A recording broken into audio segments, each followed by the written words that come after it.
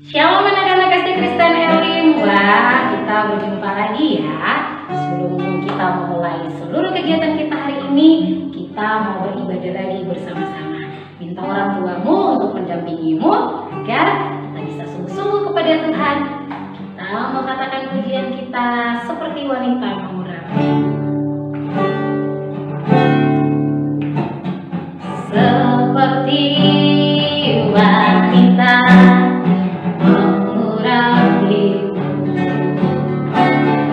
menangis di bawah kakimu,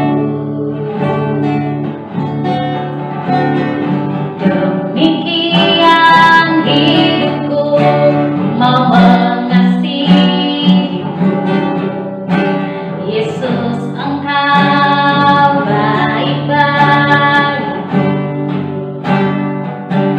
sampai akhir. Ku menutup mata, ku tetap setia menanti janjimu sampai udah akan mahkota kehidupanku. Tetap setia untuk melayanimu sampai akhir. Ku menutup mata, ku tetap setia menanti janjimu sampai udah akan mahkota kehidupanku. Tetap setia melayanimu, ku tetap setia, ku tetap setia untuk melayanimu, ku tetap setia, ku tetap setia untuk melayanimu. Semua lipat tangannya, tutup matanya, kita berdoa. Tuhan Yesus, terima kasih kami sudah kembali berkumpul. Kami mau bersama-sama memulai seluruh kegiatan kami dalam proses belajar mengajar. Sebelum itu kami minta Roh Kudus tolong kami agar kami sama-sama dapat mempersiapkan hati kami untuk belajar firman-Mu, bernyanyi bersama dan bersukacita di hadapan Tuhan. Kami serahkan seluruh waktu ini ke dalam tangan Tuhan, biar kami semua terfokus hanya kepada Tuhan. Hanya di dalam nama Tuhan Yesus kami berdoa. Haleluya. Amin. Kita mau nyanyi bersama-sama. Semua bangkit berdiri di rumahnya masing-masing. Kita katakan pujian kita, ku masuk ke dalam hadirat Tuhan. Ku masuk ke dalam hadirat Tuhan dengan nyanyi yang baru, membawa korban ucapan syukur bagi Rajaku, memuji, menyembah, berdoa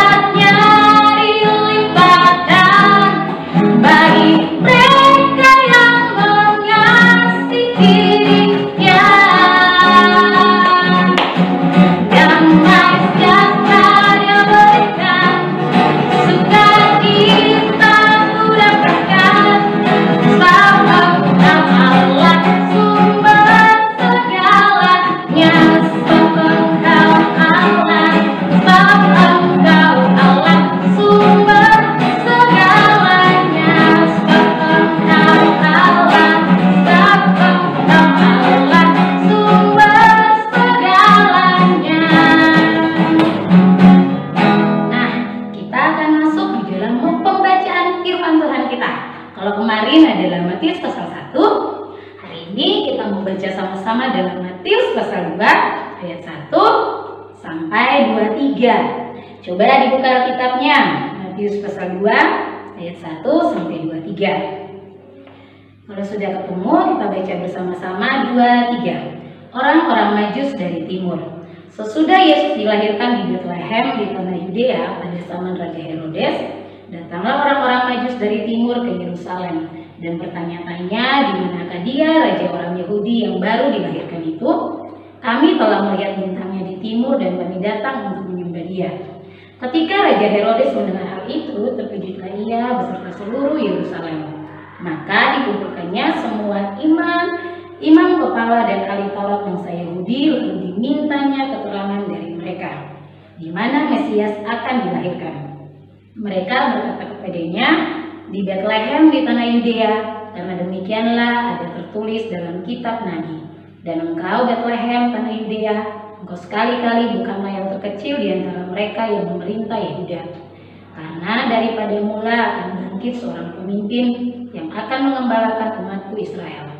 Lalu dengan diam-diam Herodes memanggil orang-orang Majus itu dan dengan teliti bertanya kepada mereka bila mana bintang itu nampak. Kemudian ia menyuruh mereka ke Betlehem, katanya, pergi dan selidiki dengan seksama hal-hal mengenai anak itu. Dan segera sesudah kamu menemukan dia, kabarkanlah kepadaku supaya aku pun datang menyembah dia. Setelah mendengar kata-kata raja itu, berangkatlah mereka dan lihatlah bintang yang mereka lihat di timur itu mendahului mereka sehingga tiba dan berhenti di atas tempat di mana anak itu berada. Ketika mereka melihat bintang itu, sangat bersukacitalah mereka. Maka masuklah mereka ke dalam rumah itu dan melihat anak itu bersama Maria ibunya, lalu sujud menyembah dia. Mereka pun membuka tempat harta bendanya dan mempersembahkan persembahan kepadanya, yaitu emas, kemenyan, dan mur. Dan karena diperingatkan dalam mimpi supaya jangan kembali kepada Herodes, maka pulanglah mereka ke negerinya melalui jalan lain, penyingkiran ke Mesir. Setelah orang-orang Majus itu berangkat, nampaklah mereka Tuhan kepada Yusuf dalam mimpi dan berkata, bangunlah, ambillah anak itu serta ibunya, larilah ke Mesir, dan tinggallah di sana sampai aku berfirman kepadamu, karena Herodes akan mencari anak itu untuk membunuh dia. Maka Yusuf pun bangunlah, diambilnya anak itu serta ibunya malam itu juga, lalu menyingkir ke Mesir. Dan tinggallah di sana hingga Herodes mati. Hal itu terjadi supaya genaplah yang difirmankan Tuhan oleh Nabi, dari Mesir kupanggil anakku. Pembunuhan anak-anak di Betlehem. Ketika Herodes tahu bahwa ia telah diperdaya oleh orang-orang Majus itu, ia sangat marah. Lalu ia menyuruh membunuh semua anak di Betlehem dan sekitarnya, yaitu anak-anak yang berumur 2 tahun ke bawah, sesuai dengan waktu yang dapat diketahuinya dari orang-orang Majus itu. Dengan demikian, genaplah firman yang disampaikan oleh Nabi Yeremia. Terdengarlah suara di Rama, tangis dan ratap yang amat sedih. Rahel menangisi anak-anaknya dan ia tidak mau dihibur karena mereka tidak ada lagi. Kembali dari Mesir. Setelah Herodes mati, nampaklah mereka Tuhan kepada Yusuf dalam mimpi di Mesir, katanya, bangunlah, ambillah anak itu serta ibunya dan berangkatlah ke tanah Israel, karena mereka yang hendak membunuh anak itu sudah mati. Lalu Yusuf pun bangunlah, diambilnya anak itu serta ibunya dan pergi ke tanah Israel. Tetapi setelah didengarnya bahwa Arkelaus menjadi raja di Yudea menggantikan Herodes ayahnya, ia takut ke sana. Karena dinasehati dalam mimpi, pergilah Yusuf ke daerah Galilea. Setibanya di sana, ia pun tinggal di sebuah kota yang bernama Nazaret. Hal itu terjadi supaya genaplah firman yang disampaikan oleh nabi-nabi bahwa ia akan disebut orang Nazaret. Nah, anak-anak, dari pembacaan firman Tuhan kita di dalam Matius pasal 2 ini, kita belajar tentang bagaimana orang-orang Majus datang menemui Tuhan Yesus dan mereka membawa emas, kemenyan, dan mur, persembahan yang terbaik dari mereka berikan buat Tuhan Yesus. Hari ini hal pertama yang mau kita pelajari dari kitab Matius pasal 2 adalah memberi yang terbaik buat Tuhan. Amin. Apakah kamu semua di rumah, anak-anak SD Kristen Elim, sudah memberi yang terbaik buat Tuhan belum? Alkitab katakan persembahan yang terbaik itu ketika kita mempersembahkan tubuh kita sebagai persembahan yang hidup yang berkenan kepada Tuhan. Karena itu, yang pertama adalah kamu mempersembahkan persembahan yang terbaik buat Tuhan. Yang bisa kamu lakukan, persembahkan hidupmu buat Tuhan. Biar tubuh hidup kita ini menjadi persembahan yang kudus bagi Tuhan. Dan biar lewat hidup kita, nama Tuhan dapat dipuji dan dipermuliakan. Itu persembahkan tubuh kita. Tapi kamu juga bisa memberi persembahan dalam juga bentuk berupa persembahan ketika biasanya, contoh, kalau hari Jumat kita kan biasanya ada ibadah di sekolah setiap hari Jumat, ya kan? Setiap hari Jumat kan kalau ada ibadah kita harus memberi persembahan. Itu pun kamu harus belajar memberi yang terbaik buat Tuhan. Kalau dikasih uang jajan sama orang tua, ini uang jajan, ini persembahan. Jangan kebalik, persembahannya dijadikan uang jajan. Jadi akhirnya kamu nggak punya uang persembahan. Tapi mulai sekarang coba berpikir bagaimana kamu bisa memberi yang terbaik buat Tuhan. Anak-anak, walaupun di rumah setiap hari Jumat ketika video muncul untuk ibadah bersama-sama, Miss Evi harap kamu pun memberikan yang terbaik buat Tuhan, persembahan. Coba disimpan di dalam amplop. Nanti kalau udah sebulan, kamu boleh serumah ngantar persembahanku ke sekolah. Ini persembahanku. Atau di sekolah minggu, dimanapun. Beribadah dan memberi yang terbaik buat Tuhan. Amin anak-anak. Itu hal pertama ketika orang-orang Majus bertemu dengan Tuhan Yesus, mereka bawa persembahan yang terbaik buat Tuhan Yesus. Bisa harap kamu juga ketika kamu beribadah, kamu bisa memberi yang terbaik buat Tuhan. Bahkan hidup kita bisa jadi persembahan yang terbaik buat Tuhan.